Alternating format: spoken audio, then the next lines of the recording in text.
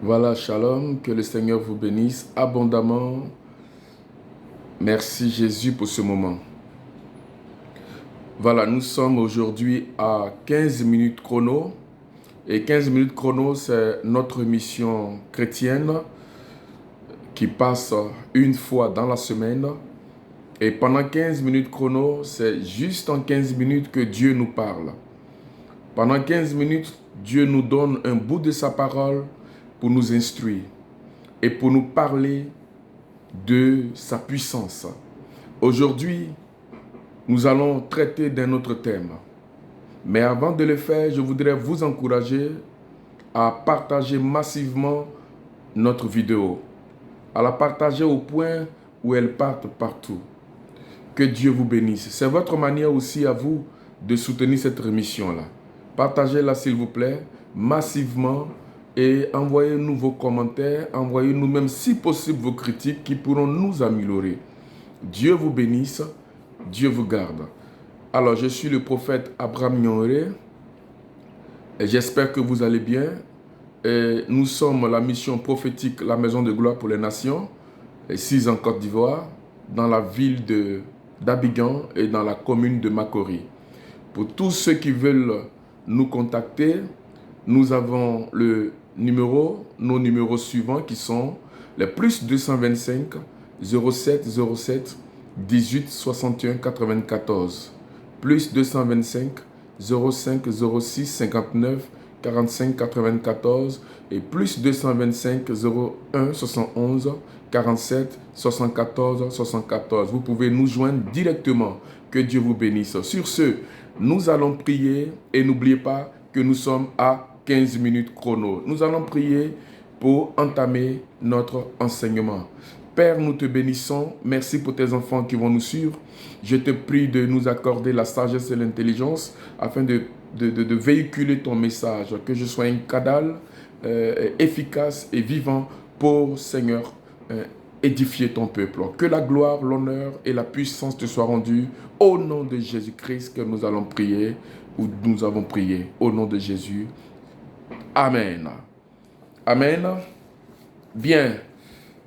15 minutes chrono, comme je l'ai dit, c'est pendant 15 minutes que Dieu nous parle. Aujourd'hui, notre thème, c'est le respect des vœux et des promesses.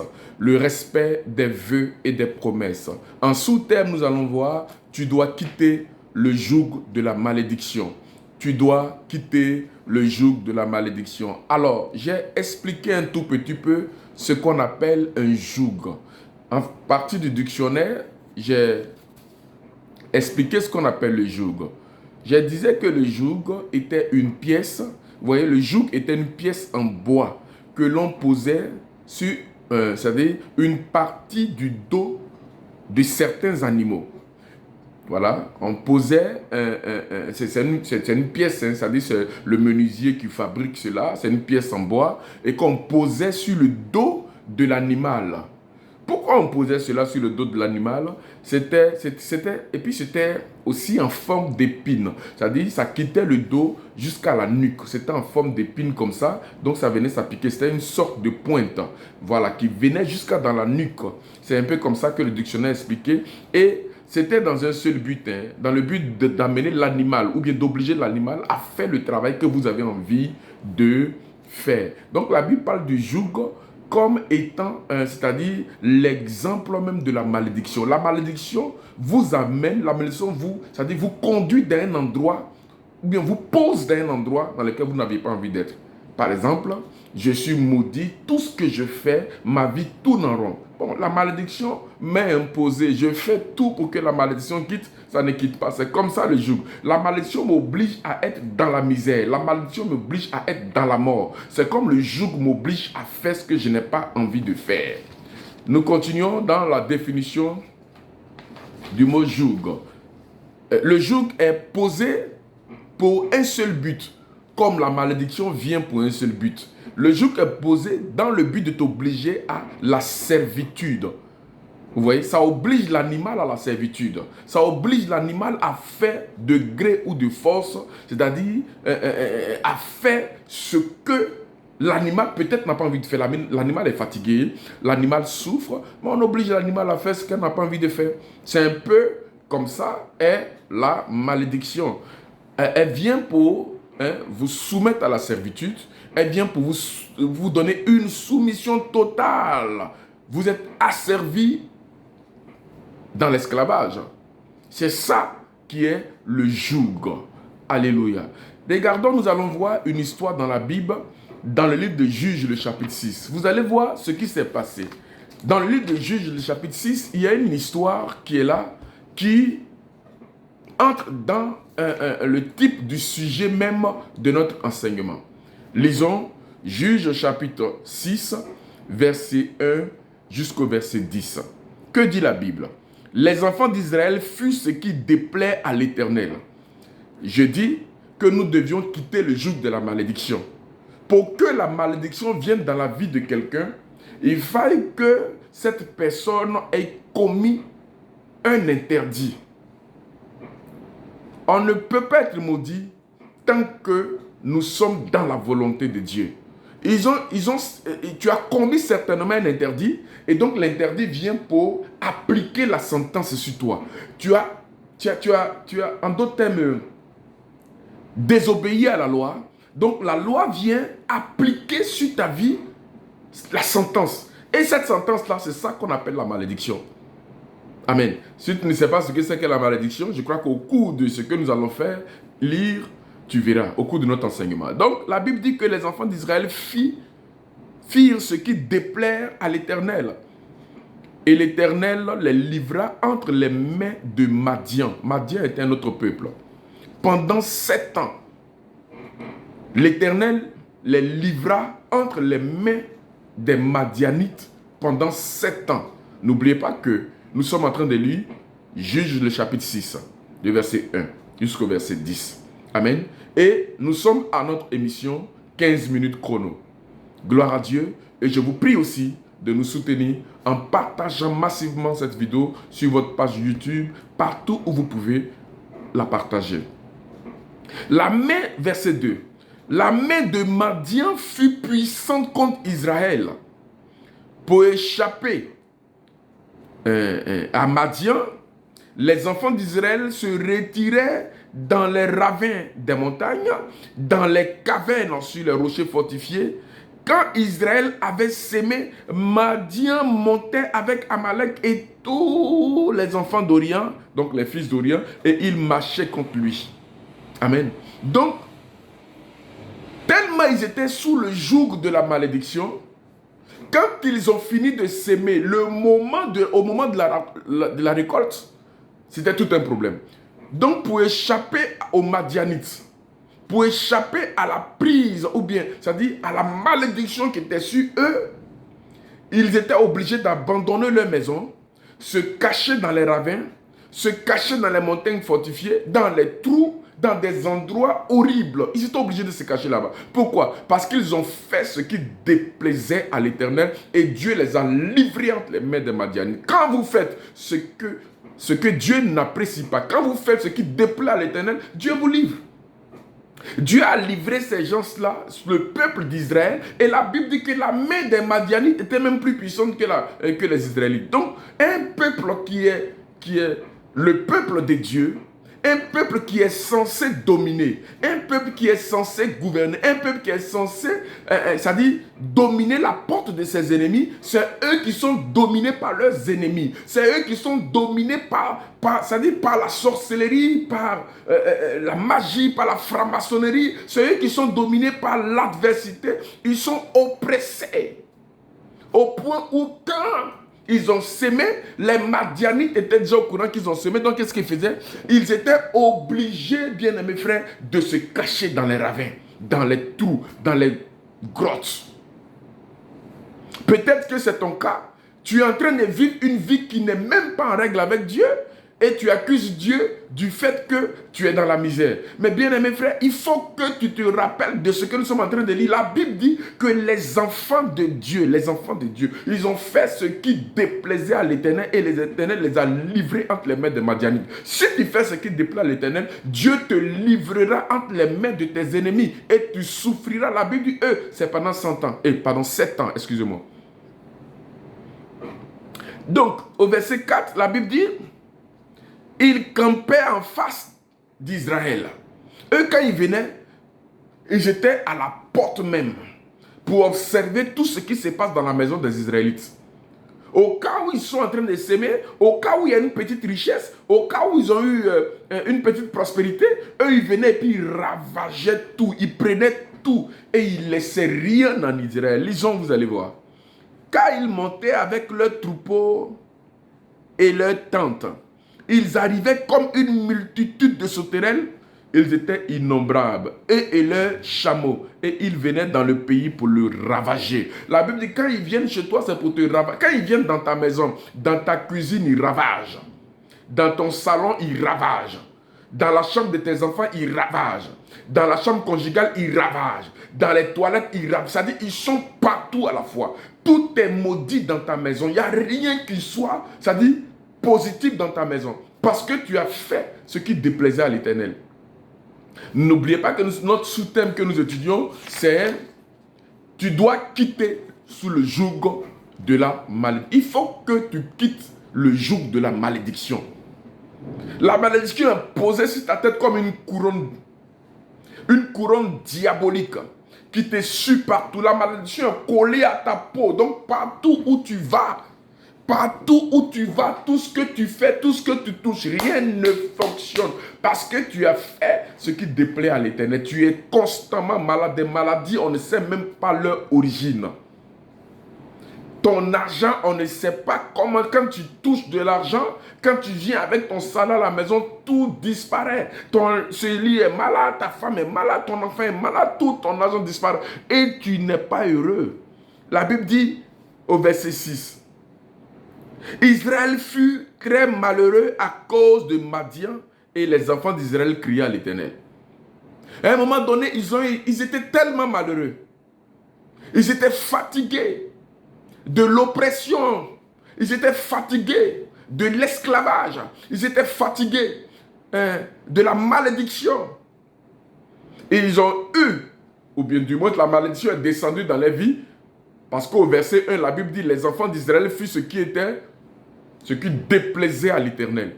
Et Dieu les a livrés entre les mains de leurs ennemis. Quand vous faites ce qui déplaît à l'Éternel, Dieu vous livrera forcément à vos ennemis. On dit non, Dieu est miséricordieux, Dieu est compatissant, Dieu est ceci, Dieu est cela. Oui, c'est vrai, mais Dieu est dans sa justice, il est dans sa parole. Quand tu désobéis, pourquoi les gens vont en enfer alors? Pourquoi les gens vont en enfer? Dieu est bon, Dieu est miséricordieux. Pourquoi les gens vont en enfer? Mais quand tu désobéis à la parole de Dieu, tu rentres en enfer. Quand tu n'es pas dans la volonté de Dieu, quand vous faites ce qui déplaît à l'Éternel, la malédiction vient. C'est la sentence, la conséquence du péché. Alléluia. Dieu les a envoyé un prophète au verset 8. Et ce prophète leur a dit ce qu'il fallait faire. Il a dit ainsi par le Dieu d'Israël, je vous ai fait monter d'Égypte et je vous ai fait sortir de la maison de la servitude. Dieu dit qu'il nous a fait sortir de la maison de la servitude et nous décidons d'entrer encore dans cette maison-là. En désobéissant à l'Éternel, en allant servir d'autres dieux. En allant servir d'autres dieux. Le servir d'autres dieux, ce n'est pas forcément mettre comment on appelle ça, une statuette et puis te prosterner. Mais le fait que tu pratiques le mensonge, le fait que tu pratiques l'impudicité, le fait que tu pratiques l'adultère, c'est-à-dire les péchés que la Bible nous dit, la jalousie à outrance, l'envie, les divisions, les querelles. Quand ces choses sont en nous, obligatoirement, nous déplaisons à Dieu. Et là, la malédiction vient. Pensez que la malédiction est réservée qu'aux autres. Mais non, la malédiction est là, c'est une sentence qui est là. Quand les nuages ont rempli le ciel, la pluie forcément tombera. Quand le soleil remplit le ciel, forcément ceux qui marchent sur le soleil transpireront. Donc quand le péché vient, la malédiction suit immédiatement. Ce sont des principes que Dieu établit. Et ces principes qui sont établis par Dieu doivent être respectés. La Bible dit celui qui sème, c'est-à-dire qui moissonne, il récolte. Après avoir moissonné, on récolte forcément à tous les niveaux. Si tu as sémé pour la mort, tu récoltes pour la mort. Si tu as sémé pour la vie, tu récoltes pour la vie. Gloire à Dieu. Donc quand ils ont fait ça, Dieu a mené le prophète et le prophète leur a dit que Dieu dit, je vous ai sorti de l'Égypte, de la maison de la servitude. Je vous ai délivré de la main des Égyptiens et de la main de tous ceux qui vous opprimaient. Je les ai chassés devant vous et je vous ai donné leur pays. Je vous ai dit, je suis l'Éternel votre Dieu. Vous ne craindrez point les dieux des Amoréens dans le pays desquels vous habitez. Mais vous ne m'avez pas écouté. Donc, les gens n'ont pas écouté Dieu. À notre époque, c'est pareil. Les gens n'écoutent pas Dieu. Les gens veulent la bénédiction, la population veut la bénédiction, ils veulent l'élévation, ils veulent le succès. Mais ils ne veulent pas avoir le respect pour Dieu. Ils ne veulent pas obéir à Dieu. Ils ne veulent pas se soumettre à la parole de Dieu. Donc la malédiction va venir. Gloire à Dieu. La malédiction va venir. Je voudrais que nous lisions un autre passage rapidement, dans le livre de Deutéronome, qui parle même de la malédiction. Quand nous désobéissons à Dieu, la malédiction, elle ne fait qu'appliquer la sentence. Derrière chaque péché, il y a une conséquence. Et la conséquence, c'est elle qui devient une malédiction. Parce que la malédiction ne vient jamais pour faire du bien à quelqu'un. Quand une femme est enceinte et qu'elle va avorter, elle n'oubliera pas qu'il y a une malédiction qui viendra derrière elle. Il y a deux cas. Premièrement, soit elle réussit son avortement ou son curettage et puis elle prend pour une stérilité à vie. Ou bien soit elle échoue, elle meurt. C'est ça. Les rapports sexuels au mariage. Les rapports sexuels au mariage. Soit ce qu'on appelle l'impudicité ou l'adultère, soit tu prends une MST, soit tu prends carrément le VIH et tu meurs à la suite de ce VIH. Donc, derrière chaque péché, il y a forcément une conséquence. Donc, les enfants de Jésus doivent se dire qu'ils doivent faire attention à ne pas se livrer à la débauche et demain subir les terribles conséquences du péché et après dire que Dieu m'a abandonné. Regardons le chapitre 28 de Deutéronome. Nous allons lire à partir du verset 15. Je reprends Deutéronome 28, verset 15 jusqu'au verset 20. Il dit, mais si tu n'obéis point à la voix de l'Éternel ton Dieu, si tu n'obéis point à la voix de l'Éternel ton Dieu, si tu n'observes pas et ne mets pas en pratique tous ces commandements et toutes ces lois que je te prescris aujourd'hui, voici toutes les malédictions. Donc les malédictions, la malédiction là, c'est pas un seul. On dit les malédictions, ça dit donc il y a différents cas de malédiction. Il y a la malédiction à tous les niveaux. Pour que toi tu échappes à cela, il te faut marcher dans la volonté de Dieu. Mais ceux qui ne pratiquent pas la parole, ceux qui n'observent pas les lois de l'Éternel, la Bible dit que ces personnes-là auront des malédictions qui seront leur partage. Comment une malédiction peut être le partage de quelqu'un? C'est grave. Regardez ce qu'on dit. Qui viendront sur toi et qui seront ton partage. 1. Tu seras maudit dans la ville. Tu seras maudit dans les champs. Ta corbeille et ta huche seront maudites. Le fruit de tes entrailles, donc tes enfants sont maudits. Le fruit de ton sol, donc ce que tu fais comme entreprise est maudit. Et il dit encore, ton gros et ton menu bétail, toutes ces choses sont maudites. C'est-à-dire tout ce qui pouvait te rapporter de l'argent. Tout est maudit. Tes enfants sont maudits et ce qui pouvait, tes entreprises sont maudites. Ton travail est maudit, tout est maudit. Nous continuons au verset 18. Au verset 19. Tu seras maudit à ton arrivée et tu seras maudit à ton départ. L'Éternel enverra contre toi la malédiction. Voici la définition même de la malédiction. La Bible dit, l'Éternel enverra contre toi la malédiction. Donc, le trouble. C'est ça, la définition de la malédiction. Il aura le trouble chez toi et la menace. le trouble et la menace. Au milieu de toutes tes entreprises, que tu feras jusqu'à ce que tu sois détruit, jusqu'à ce que tu périsses promptement, à cause de la méchanceté de tes actions qui t'aura porté à m'abandonner. Donc la malédiction, c'est quand Dieu permet le trouble et la menace dans tout ce que tu fais, dans tes entreprises. Pourquoi? Parce que ça dit qu'à cause de la méchanceté de tes actions qui t'auront porté à abandonner l'Éternel. Abandonner l'Éternel, c'est ne plus écouter Dieu. Abandonner l'Éternel, c'est prendre la décision de ne plus respecter sa volonté. Alléluia. Donc, bien-aimés frères, pour quitter le joug de la malédiction, nous avons la possibilité de commencer à obéir, comme dit Deutéronome 28. Si tu obéis, écoutez, il dit, Deutéronome 28, verset 1, si tu obéis à la voix de l'Éternel ton Dieu, en observant et en mettant en pratique tous les commandements que je te prescris aujourd'hui, l'Éternel ton Dieu te donnera la supériorité sur toutes les nations de la terre. Voici les bénédictions qui se répandront sur toi et qui seront ton partage lorsque tu obéiras à la voix de l'Éternel ton Dieu. Ce sont les bénédictions qui viennent sur toi et non des malédictions. Quelqu'un qui obéit à Dieu ne peut être maudit. Jamais.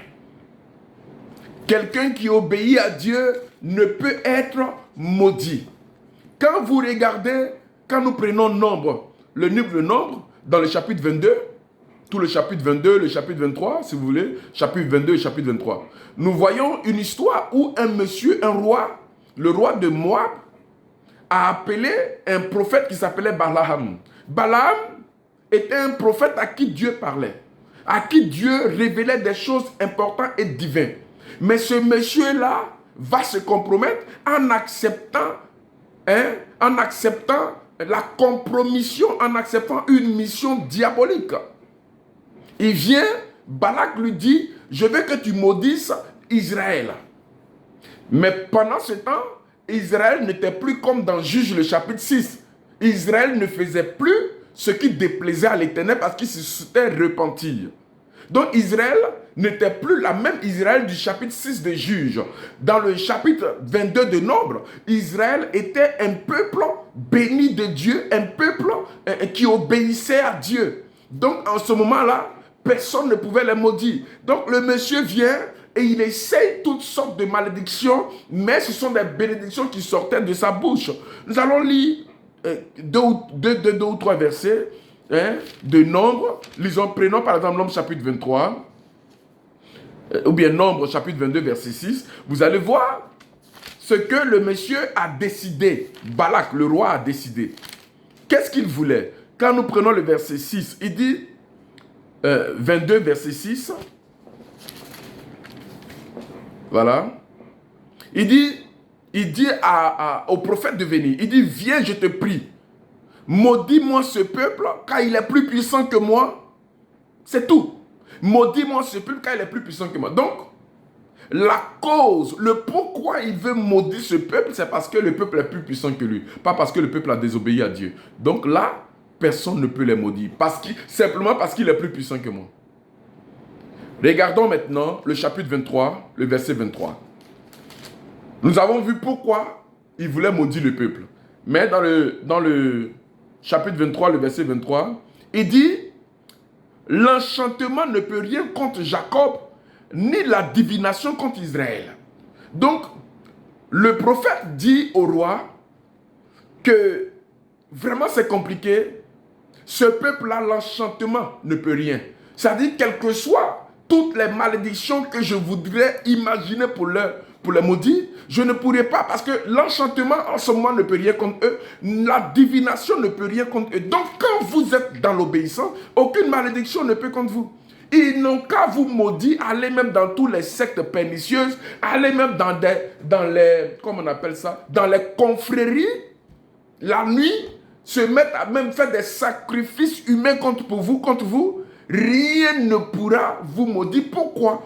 Parce que vous êtes dans la volonté de Dieu. On ne peut pas maudire quelqu'un qui est dans la volonté de Dieu. Ce n'est pas possible. Lisons le dernier verset qui est, au verset 25.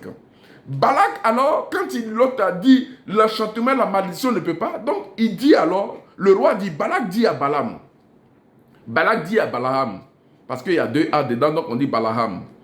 Balak dit à Balaam, ne le maudis pas, mais du moins ne le bénis pas. Vous comprenez? Il dit, ne le maudis pas, mais ne le bénis pas aussi. Alléluia. L'autre dit que lui ne pourra faire que la volonté de Dieu. Il dit, mais je t'ai appelé pour les maudire. Bon, si tu ne peux pas les maudire, alors ne les bénis pas. Alléluia. Donc, si vous êtes dans la volonté de Jésus-Christ, si vous êtes dans l'obéissance, si vous êtes en train de faire ce que Jésus vous a demandé de faire, restez tranquille. Tout ce qu'ils vont faire, c'est comme s'ils sauteront dans un sac de piment, ça va les brûler eux-mêmes. Tout ce qu'ils diront retournera contre eux-mêmes. Que le Seigneur vous bénisse abondamment. Que le Seigneur vous garde. 15 minutes chrono, c'est ça. C'est partager un bout de la parole. En ce moment, nous sommes en train de parler surtout d'obéissance et de sanctification. Les semaines qui nous ont précédées, nous avions parlé de guérison et de miracles. Maintenant, nous parlons de sanctification, nous parlons de malédiction, nous parlons d'obéissance. Que le Seigneur vous bénisse abondamment. C'était le prophète Abraham Nyaoré à notre émission 15 minutes chrono. Je voudrais réitérer pour dire, tout à l'heure avant de prier, vous dire que vous pouvez, s'il vous plaît, nous soutenir. Nous soutenir en partageant cette vidéo massivement. Nous soutenir en partageant ou bien en vous abonnant même à notre page YouTube qui est simplement Prophète Abraham Nyaoré. Ou à notre page Facebook qui est Apôtre Abraham Nyaoré. C'est différent. L'autre YouTube c'est Prophète Nyaoré Abraham. Et Facebook c'est Apôtre Abraham Nyaoré. Voilà, vous pouvez le faire et visionner nos vidéos. Pourquoi pas? Que le Seigneur vous bénisse. Et à partir de YouTube, même partagez nos vidéos. Pourquoi pas? Je pense que ce sera un soutien de votre part. Que le Seigneur vous bénisse abondamment. Que le Seigneur vous garde. Nous allons prier maintenant. Nous allons demander à Dieu de nous sortir de la malédiction. Pour sortir de la malédiction, commence à obéir au Seigneur. Pour sortir de la malédiction, après avoir fait ta repentance, après avoir confessé tes péchés, après avoir pris l'engagement de ne plus retourner à ce que tu as vomi, à ce que tu as laissé, commence à vivre dans l'obéissance. Commence à faire les premiers pas dans la vie de sanctification. Commence à faire les premiers pas dans la vie d'obéissance. Et à partir de ce moment-là, toute la malédiction, tous les propos qui ont été prononcés contre toi par, je ne sais, un enchanteur, tout cela va prendre fin et va se consumer. Et tu vas voir que l'Éternel va commencer à te donner la supériorité sur toutes les nations de la terre. Shalom chez vous. Prions maintenant. Notre Dieu, nous te bénissons. Nous te bénissons parce que tu nous as enseigné. Nous te bénissons parce que tu nous as parlé de ta part. Nous croyons au nom de Jésus-Christ que tes paroles sont réelles. La Bible déclare que tes paroles sont esprit et elles sont vie. Je prie que ces paroles donnent de la vie afin qu'au nom de Jésus-Christ, nous commencions à faire les premiers pas dans l'obéissance, à faire les premiers pas dans la sanctification. Beaucoup de chrétiens aujourd'hui n'arrivent pas à marcher convenablement et correctement avec Dieu. Je te prie de nous aider, de nous conduire, de nous diriger afin que notre marche chrétienne grandisse. Nous ayons de la maturité en Christ. Nous grandissions en Christ. Que nous ayons une vie chrétienne victorieuse. Seigneur, bénis chacun d'entre nous au nom puissant et précieux de Jésus-Christ que nous avons prié. Amen. 15 minutes chrono prend fin aujourd'hui et nous nous retrouvons certainement la semaine prochaine. Que Dieu vous bénisse. Amen.